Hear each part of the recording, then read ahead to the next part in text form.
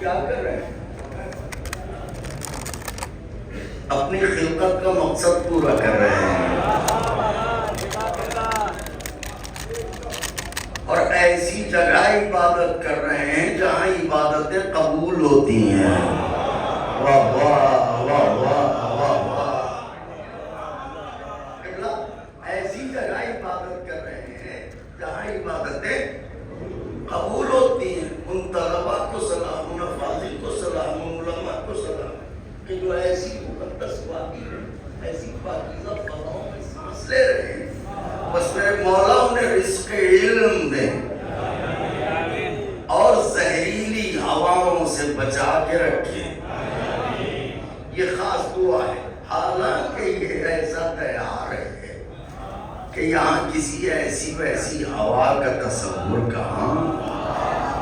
تو فرمایا کہ وما خلقت الجن والانس الا لیعبدون، اور میں نے نہیں خلق کیا جنوں اور انسانوں کو مگر اس لیے کہ وہ میری عبادت کریں۔ عبادت ایک لفظ میں پل کے نہ جاؤ، عبادت ایک لفظ ہے، عبادت ایک لفظ ہے ظاہر، لیکن اگر باطن میں آپ دیکھیں گے تو یہ لفظ ایک ردا ہے، ایک چادر ہے، اور ایسی چادر ہے جو وجود بشر کو سر سے پاؤں تک ڈھانپے ہوئے، یعنی بشریت کا وجود دائرہ عبادت سے باہر نہیں ہے۔ تو پہلے ہمیں دیکھنا یہ ہے کہ لفظ عبادت یہ لفظ ہے، تو لفظ بنتا ہے حرف سے، تو پہلے ہمیں یہ دیکھنا ہے کہ کتنے حرفوں سے مل کے لفظ عبادت بنا۔ تو آپ اٹھائیے، انگلی پہ دوڑیے، عین بے الف دال اے،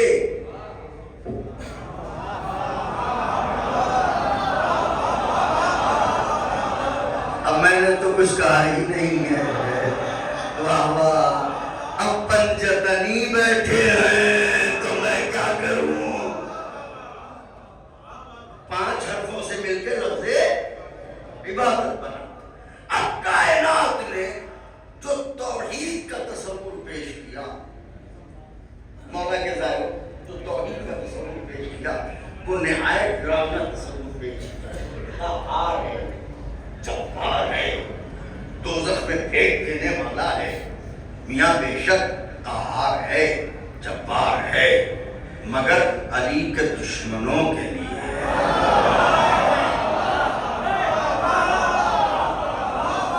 حسین کے زائروں کے لیے تھوڑی ہے، ان کے لیے تو رحیم ہے، ان کے لیے تو کریم ہے، ان کے لیے تو غفور ہے۔ واہ واہ سبحان اللہ۔ تو آپ اپنے بندے کو خدا کتنا چاہتا ہے بھائی یہ تصور رکھیے گا اور گفتگو تمام ہو جائے گی۔ اپنے بندے کو اللہ چاہتا کتنا ہے؟ ہمیں خلق کیا گیا عبادت کے لیے، فہرست عبادات میں نماز ہے اول عبادت، فروع دین میں اول نماز، گویا نماز سردار عبادت، نماز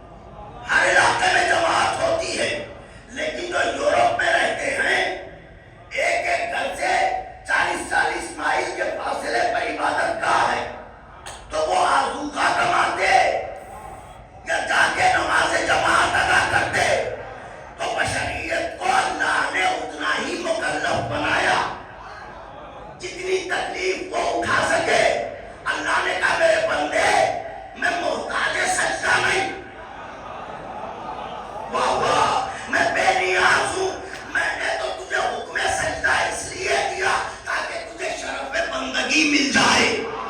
جملوں کی داد چاہتا ہوں مولا کے جانے والوں، ورنہ مجھے حسین سجدہ کر چکا،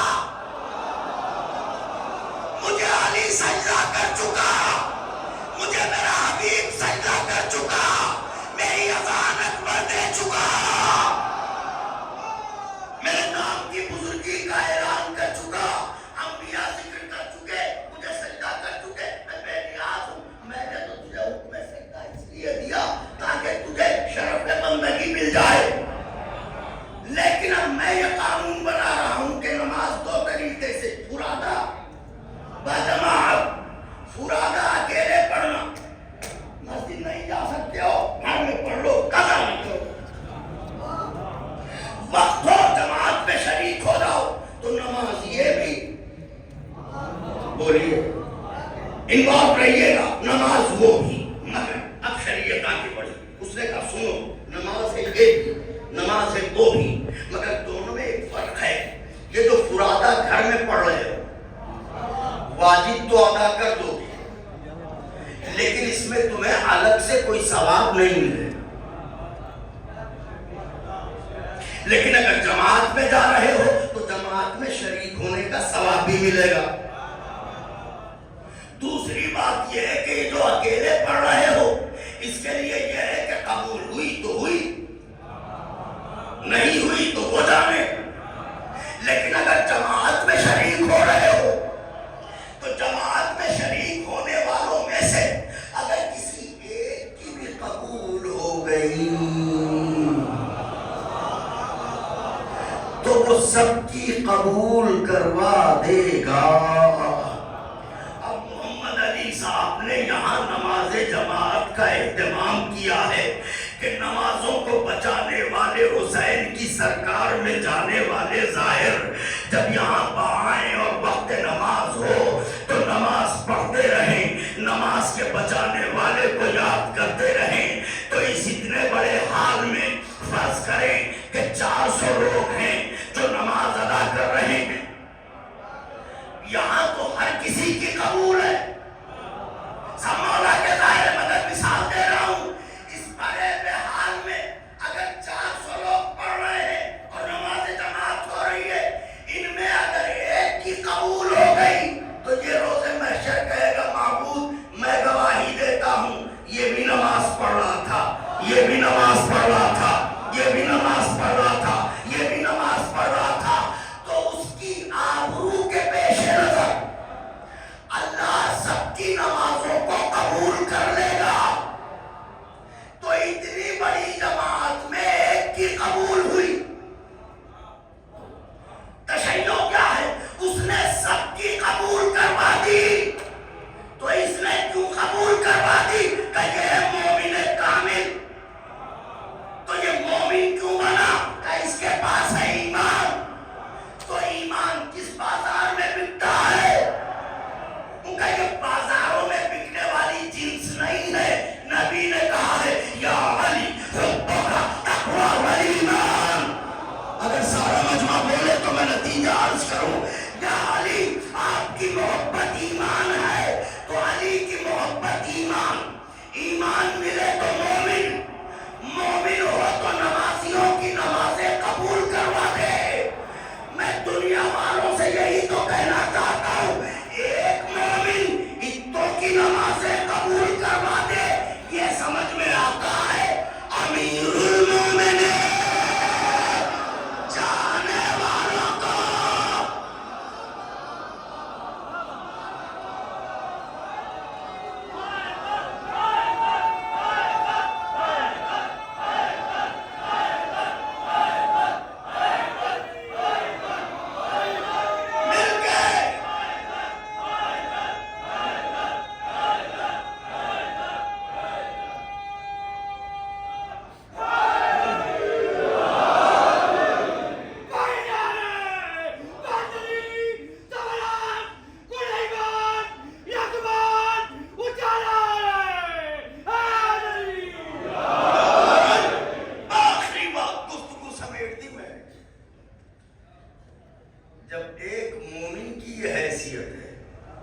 تو جو امیر المومنین ہے وہ کیا ہوگا؟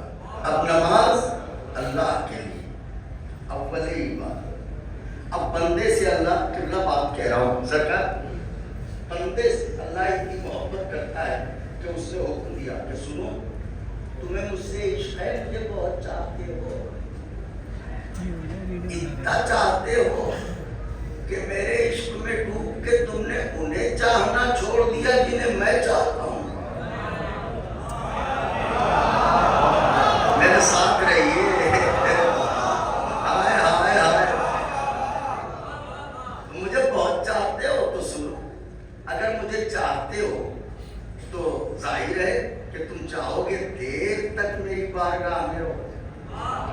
تو ایک بات یاد رکھنا، جب اکیلے پڑھنا تو چاہے جتنی لمبی پڑھ لینا. سورہ حمد واجب ہے، سورہ الحمد کے بعد چاہے سورہ یاسین پڑھ لینا،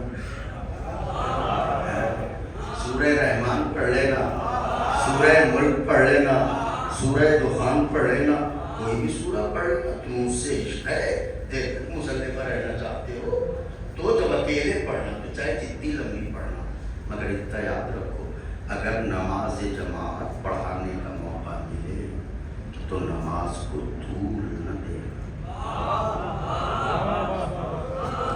سلام و مولا کے ظاہر بات کیا، اگر نماز جماعت پڑھانے کا موقع ملے تو نماز کو طول نہ دینا. کیوں؟ اس لیے کہ صفوں میں فقط مقامی نہیں ہوتے، مسافر بھی ہوتے ہیں، فقط طاقتور نہیں ہوتے، کمزور بھی ہوتے ہیں، فقط صحت مند نہیں ہوتے، مریض بھی ہوتے ہیں. لہذا اتنا یاد رکھنا کہ اہل وطن کو دیکھ کے مسافروں کو بھولنا نہیں، طاقتوروں کو دیکھ کے کمزوروں کو بھولنا نہیں، بیماروں کو دیکھ کے صحت مندوں کو بھولنا نہیں. لہذا نماز کو اتنا طول نہ دینا کہ میرے کسی بندے پر بوجھ بن جائے. دیکھ رہے ہیں اللہ آپ کو کتنا چاہتا ہے، اب بھی اسے سجدہ میں کرے دنیا تو کتنی شرم کی بات ہے. اللہ آواز دے رہا ہے اکیلے پڑھنا تو ٹھیک ہے، طویل پڑھ لینا، مگر نماز جماعت پڑھانا تو طول نہ دینا. میرے بندوں کا خیال رکھنا. میں ایک سوال کرنا چاہتا ہوں، یہ قانون شریعت دیا کس نے؟ کب محمد مصطفیٰ نے؟ تو پیغمبر نے کہا کہ میری امت کے لوگوں اکیلے پڑھنا تو طولانی پڑھ لینا، مگر یہ کہ جب نماز جماعت پڑھنا تو طول نہ دینا. اب اس کو کیا کرے؟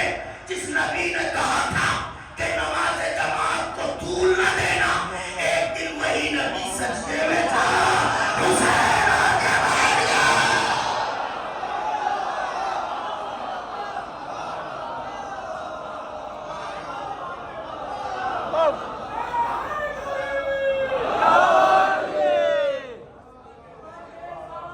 تمام ہو گئی بات.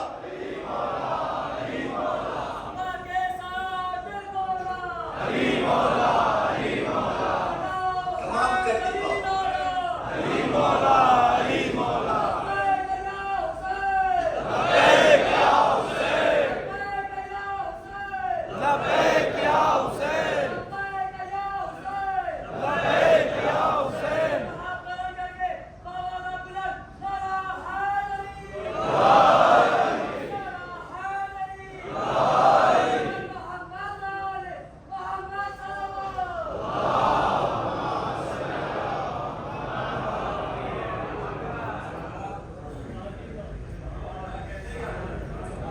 ایک دن وہی نبی سجدے میں،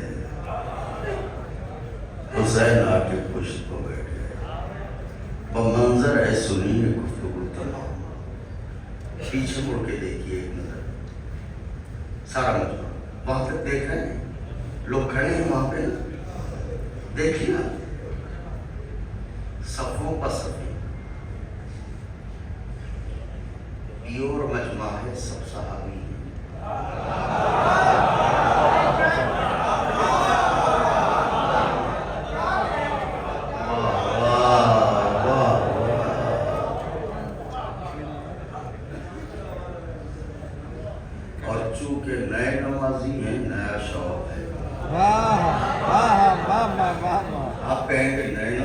کیوں؟ ارے پرانے کافر تھے، نئے مسلمان ہوئے ہیں۔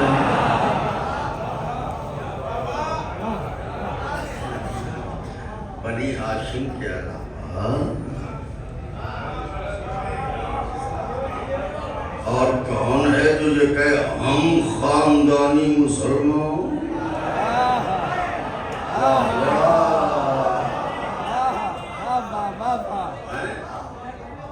تو پرانے کافر آپ کے ضیافت ایمانی کے لیے عرض کر دوں، پشتینی کافر نئے مسلمان ہوئے تھے، تو نیا نیا شوق تھا۔ تو بچے جانتے ہیں جب ان کا میٹرک وغیرہ کا ایگزام ہوتا ہے تو پہلے ہی ماں باپ سے وعدہ لے لیتے ہیں اچھے نمبر لاؤں گا تو بائک دلانا پڑے گا۔ تو ماں باپ کہتے ہیں ٹھیک ہے تم فرسٹ پوزیشن لاؤ بائک دلا دیں گے، آگے بائک دلا دی۔ تو جب شروع میں بائک لے کے آتے ہیں تو پوزیشن یہ ہوتی ہے، عالمی طرف دیکھیے گا کہ بس متوجہ رہیے گا، شروع میں یہ ہوتا ہے کہ جب بائک آتی ہے تو بچے کو نیند نہیں آتی۔ واہ واہ واہ واہ،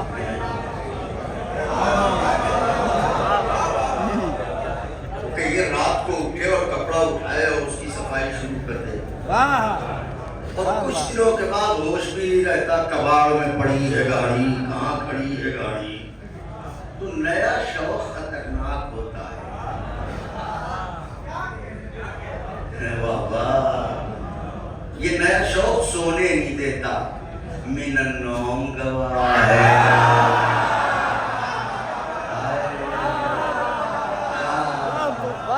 آپ اچھے رہیں، آپ اچھے رہیں۔ نیا شوق سونے نہیں دیتا ہے۔ تو یہ نئے نمازی ہیں، بیفور پہنچتے ہیں مسجد یہ سیسا پلائی ہوئی دیوار، وہاں تک پیچھے مڑ کے دیکھ لیا نا آپ نے، ایک بار پھر دیکھ لیجیے میرے کہنے سے، مولا آپ کو اچھا رکھے۔ یہاں تو چاروں طرف جنت ہے، کسی طرف دیکھیے۔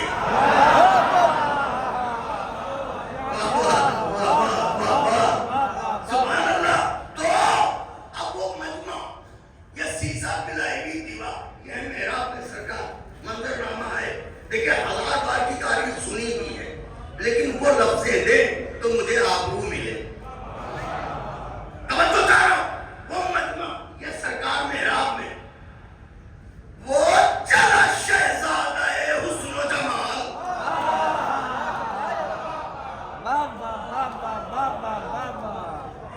یہ منافق کی آنکھیں کھلی،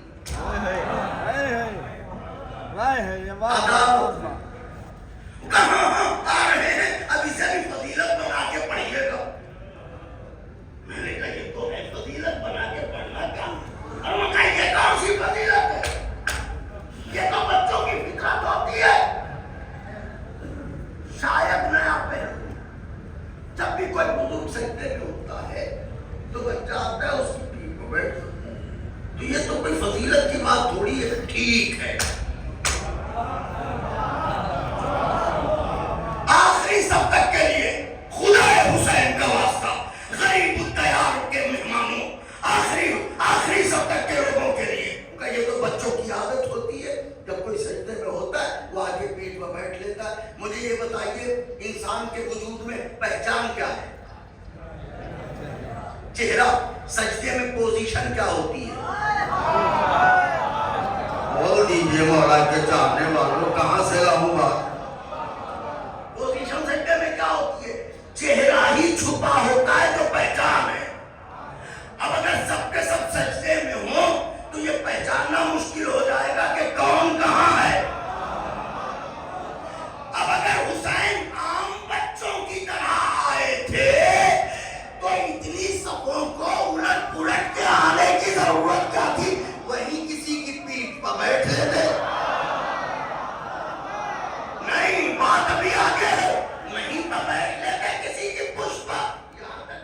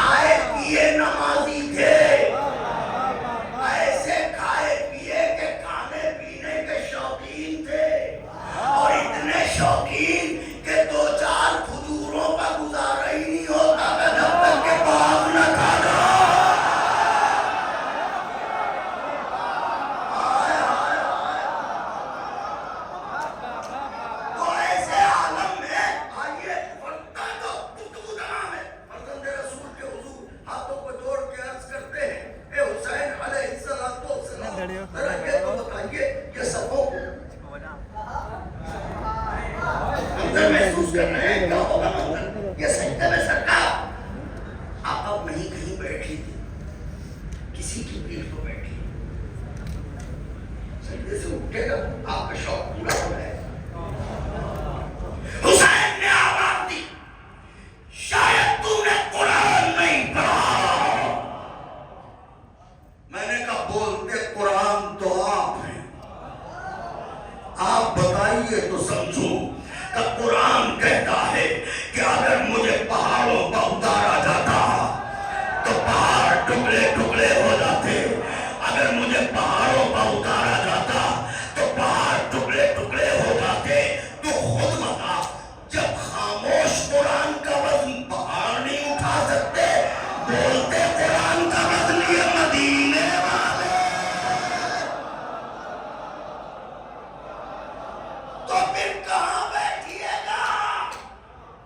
کہ قرآن اپنی جائے نشست معلوم ہے, محراب تک جاؤں گا, قرآن پشتے قرآن پر بیٹھوں گا.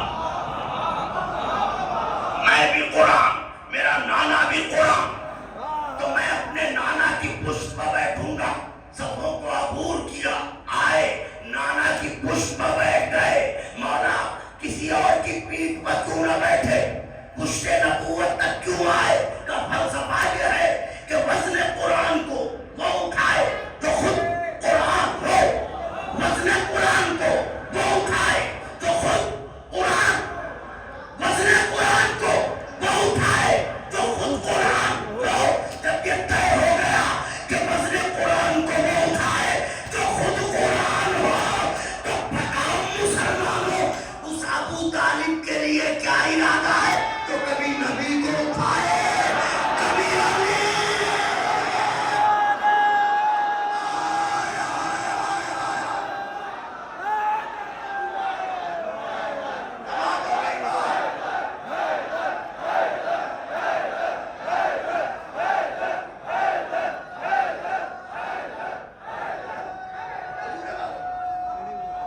کبھی نبی کو اپنی گود میں اٹھائے.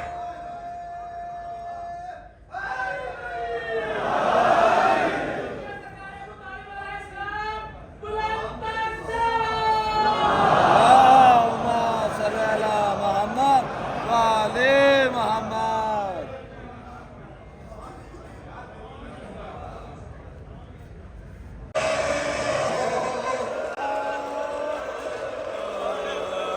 اور جب پانی نہ ملتا تھا تو تمہارے کٹے سر کی طرف دیکھ کے کہتی تھی پاپا میں بھی پیاسی ہوں.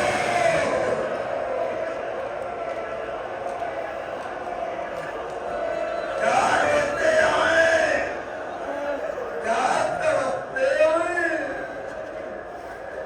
یہ عجیب سفر ہے. اگر آپ اجازت دیں تو ایک جملہ کہہ دوں, کمزور دل کے لوگوں سے معافی کے ساتھ اجازت ہے کہہ دوں, آخری نفاذ اجازت ہے ایک جملہ کہہ دوں. دیکھیے انسان پوری زندگی دعا مانگتا ہے کہ یا اللہ ہمیں غم نہ دینا, معبود ہمیں رلانا نہیں.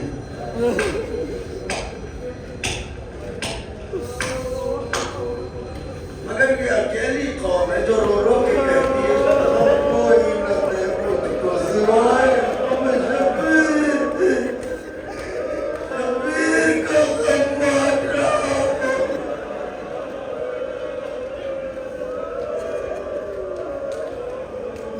تو ادھر دے,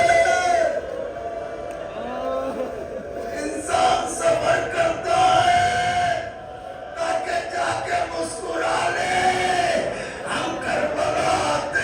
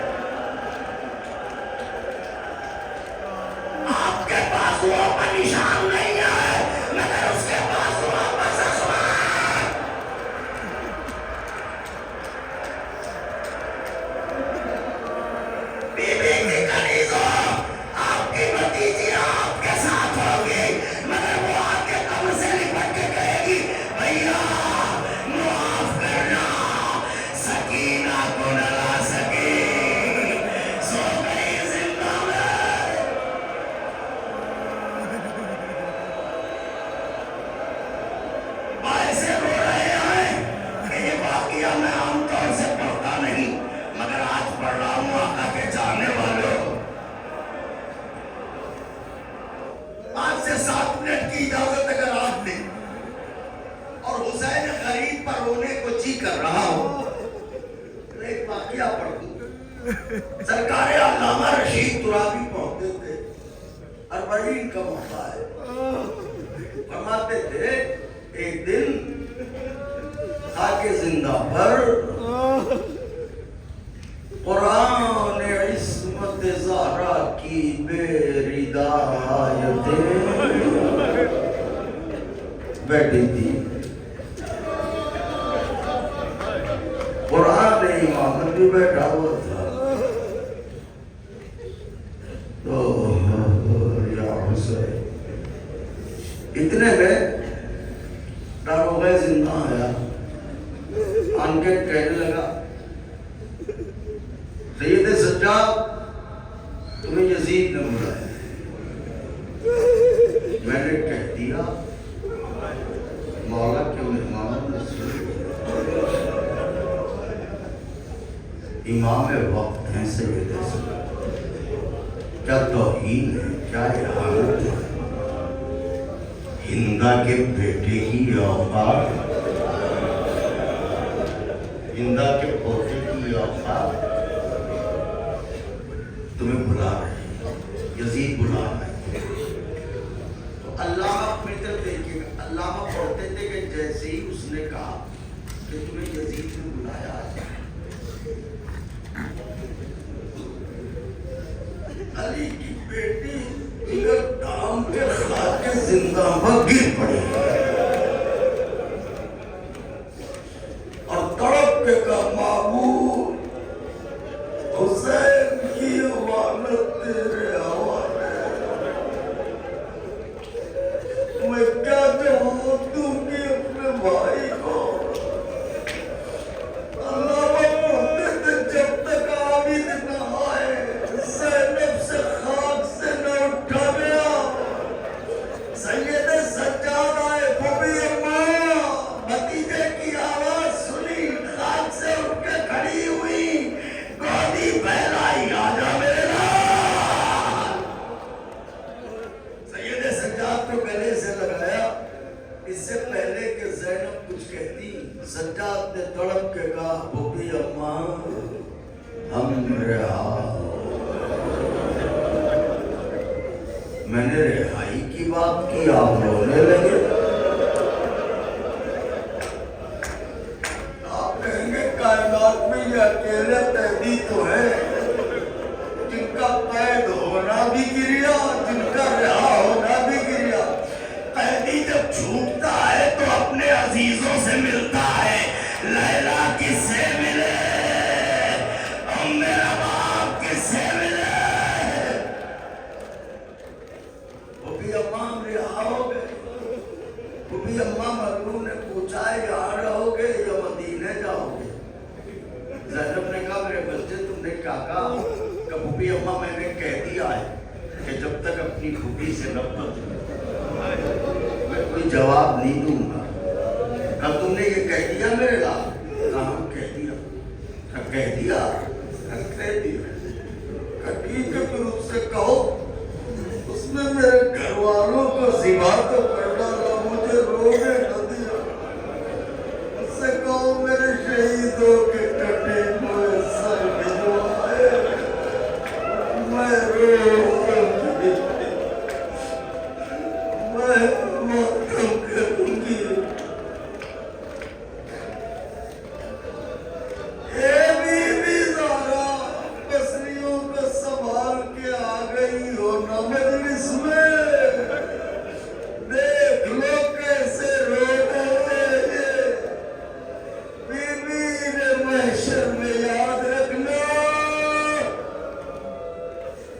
اجرکم اللہ، کیا روئے، میں نے بھی بہت دیر مسائل پڑھ دیے تو بس میں نے اس کو تمام کروں، سوگواروں روتے میں جائیں گے فرشی عطا سے، اگر آقا نے چاہا تو اس سے کہو میرے شہیدوں کے کٹے میں سے لٹ جائیں گے۔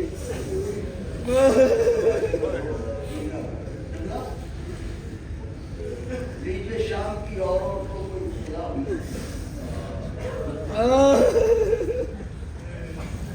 تیاری ہوئی، خواب پر بیٹھے ہوئے سوگوار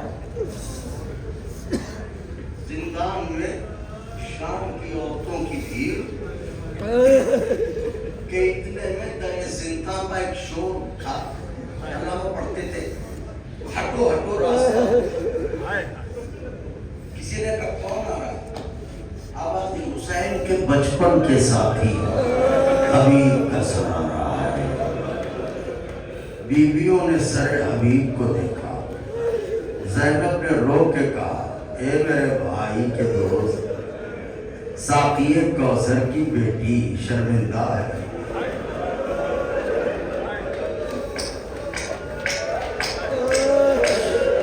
ایسے وقت میں مہمان ہوا کہ یہ گھرانہ تجھے پانی میرے پلا سکے.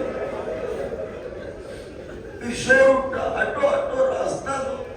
کون آ رہا ہے؟ کہ سعید کا سر آ رہا ہے.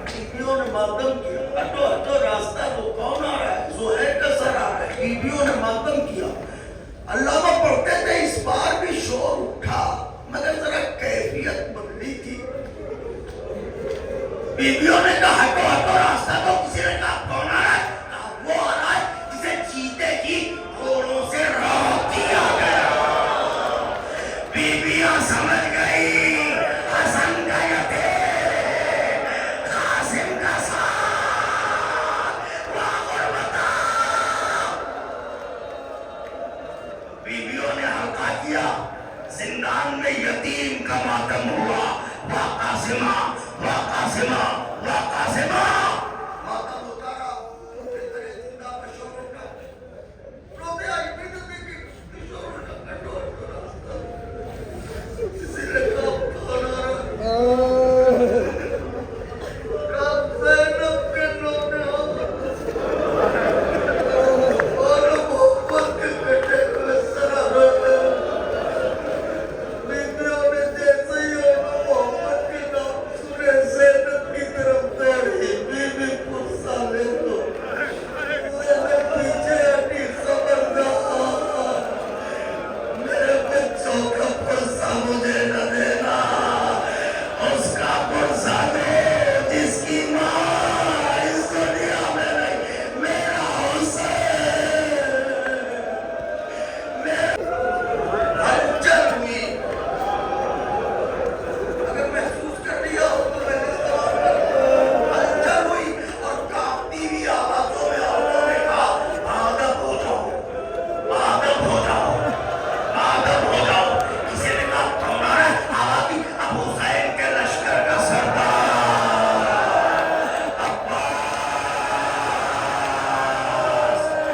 عباس کا کٹارا سالار. علامہ کہتے تھے جیسے ہی عباس کا نام سنا بیویاں احترام عباس میں خاکے زندہ سے اٹھی. ان کے بیٹے لگے, ان کے قریبی. بیویوں نے سب بنائی. بیچ میں زینب, دونوں جانب بیویاں. بیچ میں زینب, دونوں جانب بیویاں. دشت میں رکھا سر, سر پر پڑی خون کی چادر. دشت آگے بڑھا. زینب سب سے نکلی. دشت اور آگے, زینب اور آگے, دشت اور آگے, زینب اور آگے, دشت اور آگے, زینب اور آگے. دشت قریب آیا. زینب نے خون کی چادر ہٹائی. 32 برس کے غیرتدار بھائی کا سر اپنی گود